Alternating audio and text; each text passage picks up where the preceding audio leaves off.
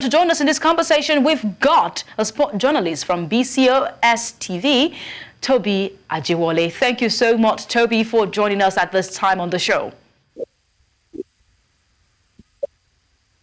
Yes, good afternoon from Asaba Delta State. It's nice to join you once again. Nice to have you, Toby. I would say congratulations to Delta, where you are right now, covering the National Youth Games. But I would say it's something that we could not even argue about. We knew Delta was going to come tops. When they started amassing a lot of gold medals, nobody could even dispute that. What Delta cannot do does not exist. They would surely retain the title they won the last edition of the National Youth Games. But can you share with us what you could see there? What strategies do you think contributed to Delta's dominance in the medal standings? How were they able to evolve since last year's games of the National Youth Games? One thing we can say is that the sporting facilities that they have here, it's one of the best across the country, not just football, because sometimes when you talk about sports in this part of the world, the average mind would definitely want to talk about football.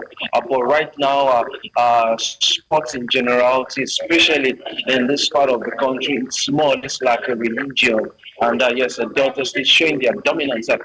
This morning, I was at one of the traditional sports called Abula this morning, and I saw State participating. Incidentally, Lagos State came up against the Oyo State in the girls' Abula final. That went down this morning within the facility of the Anglican Girls Grammar School, just opposite the Stephen Keshi Stadium, right in Asaba Delta, where Lagos State defeated Oyo State by 2 sets to 1. It was very interesting, and I saw players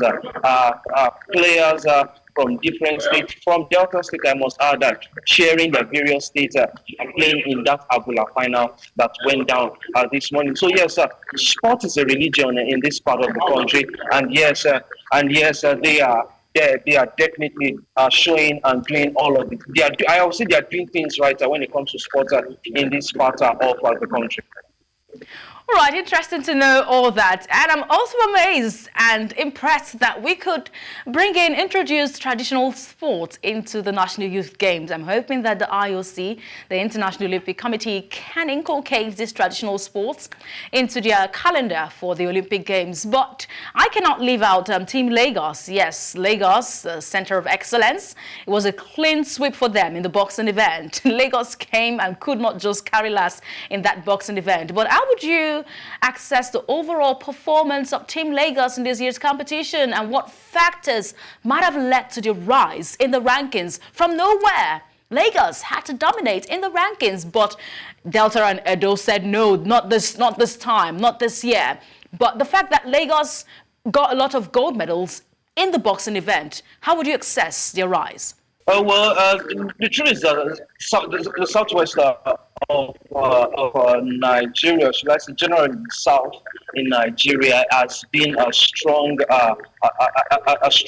for boxing in Nigeria several years ago. And yes, if my memory serves me right, Nigeria's first medal in the Olympics came from boxing, if my memory serves me right. And now, also, when you look at what Lagos State has done with boxing within the last few years, I remember, I know of Lagos State posting boxing competitions. In fact, a cable company hosted a particular boxing competition almost yearly in Lagos State, and I'm sure, yes, those facilities in Lagos State have also been put to use for cadet boxers, both in the male and female category. So it's no brainer we're seeing Lagos State dominating boxing, and yes, doing it at the national event, at the junior event, is good. Now, let us now see them translate it into senior categories.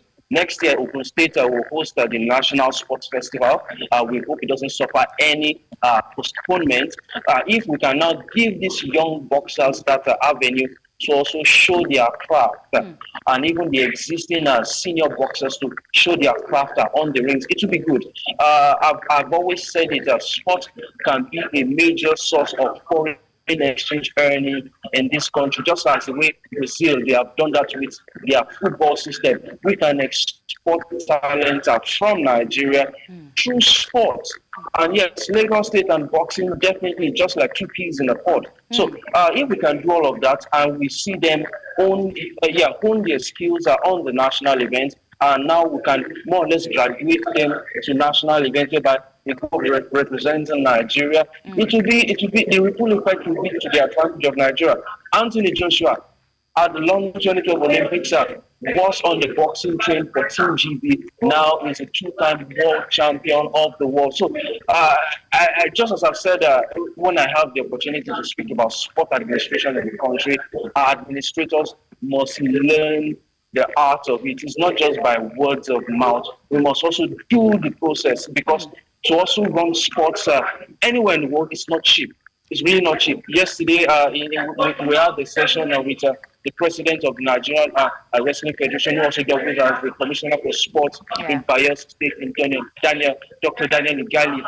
He spoke about several things happening in his own federation, and how government needs to invest massively if we want to gain a whole lot in sports. And yes, definitely, doing all of these things, we have to start from the grassroots, which is all of these age-group competitions.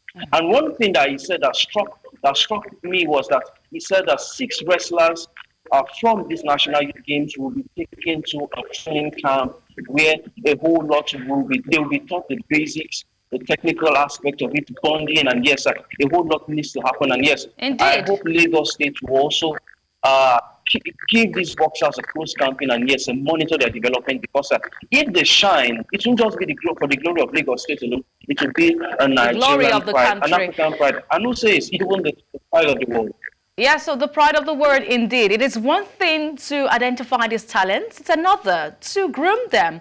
Of course, self-development over there coming from the states that they represent. I remember that the August Olympics, we had no medal coming from boxing, and we're really sad concerning that. But I'm hoping that Lagos can harness this talent to be future representatives of Nigeria in international competitions. Before we let you go, Toby, I know that we've got some network glitch, but I would like to hear, what impact do you believe the National Youth Games can have for the future of sport development in Nigeria, particularly for emerging talent, as we just discussed? Yes, and definitely, I'll look at the economics of it. Nigeria can gain a lot of it. Over the span of 9 to 10 every day, I've been seeing scouts within and outside of the country, keeping a watchful eye on some of these young talents. Nigeria can gain a lot. Yes, we still like a pot of gold that we have not struck yet, that is waiting to be mined for us. So, just as I've said, we must speak sport administration, because I feel that is one of the major things that is affecting sport. The talents are there, abound. I feel Nigeria is blessed for us to be in this level. We just need the right people to take the right decisions, because right now, some of these young ones, sport might just be the only avenue for them to more or less put food on their table. And if we fail them, we failed generations. So I feel for our administrators, well, they must take a hard look at themselves and make sure that, yes, the current trend of we having talent wasting away must come to an end. This is basic 2024, and yes, we must not be having all of these teething issues that are affecting sport in this age and time. Sport science must be taken religiously. One of the few. Okay, I'm sorry to butt in there, but we're pressed for time. But before I let you go, how would you rate the hosting of this competition by Delta? How would you rate them over 10? Yes, I'll give them a strong 7 over 10. There's still room for improvement. Okay, 7, fair enough. Yes, I give them 7 over 10. All right, thank you so much, Toby Ajewale, of course, a sports journalist with VCOS TV. Thank you for that update there.